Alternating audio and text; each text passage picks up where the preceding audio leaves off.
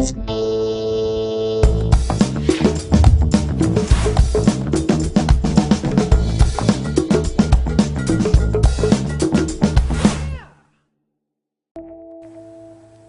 siloing is the concept of putting batches of content together into one discrete place on your website. The reason you would do something like that is that the search engines are really looking for sites that are authoritative about a particular content area or a particular idea. And they want to put those websites at the top of the search engines. They're also looking for sites that are continuously refreshing their content. Maybe you have 2 or 3 new pages a week that you're putting up on that particular content area. These are together with the on-page optimization, getting your keywords in the right places. These are things that will really show the search engines that you're an authority on that topic area. One of the great things about Drupal is that it's got a taxonomy system that allows you to quickly and easily create these content silos, and I'm going to demonstrate that to you right now. The Content Management tab has a taxonomy pull-down. And here you can create different taxonomies, different categories. And here I've created one called category. I've assigned it to the story content type. So if I go to the front page of my site now and I continue to edit this one node, what I'll now see is category, which is the name of my taxonomy. And here I'll put in something like Seekonk real estate pricing, something like that. And I've set this to be tagging. You could set it up to select different ones or however you want to set it up. But this is what the name of my category is going to be. So if I put the comma in there between Seekonk and real estate, then what I would need to do is put some quotes around it so that Drupal knows that, hey, this is actually one tag. If I didn't put the quotes around it, then it would actually set up 2 different tags, one of Seekonk and one of real estate pricing, which is not really what I'm looking for. So there in it, and I've set up my category, nicely formatted, and now I'm going to click Save. Now let me put one more piece of content into this category. I'm going to go back. I'm just going to take the second piece of content.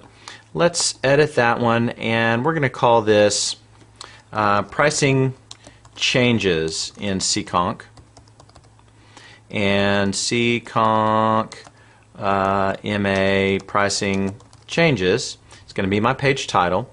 My category is here, and I just start to type the first few letters, and then there's my category. I'm going to select it and click Save. I'm not really going to change this one up too much. I just want to use it to show you what a couple of pieces of content in a silo is going to look like.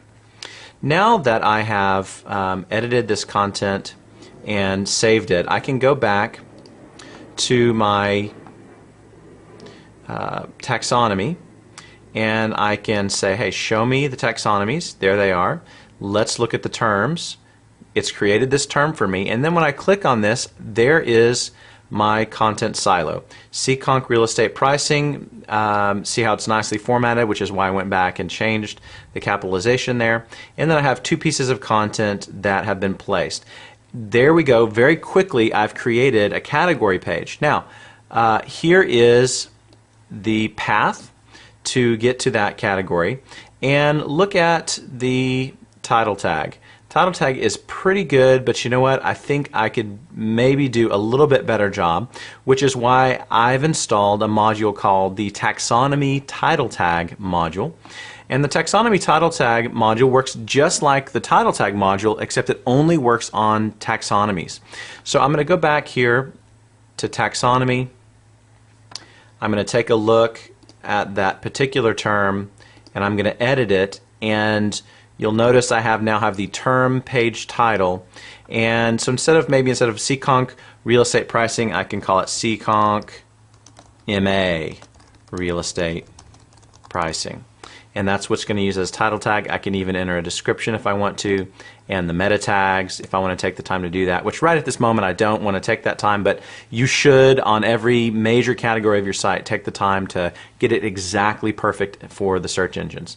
So now that I've done that, I can view it again, and look, isn't that nice? It's all nicely formatted. Great title tag, great title of the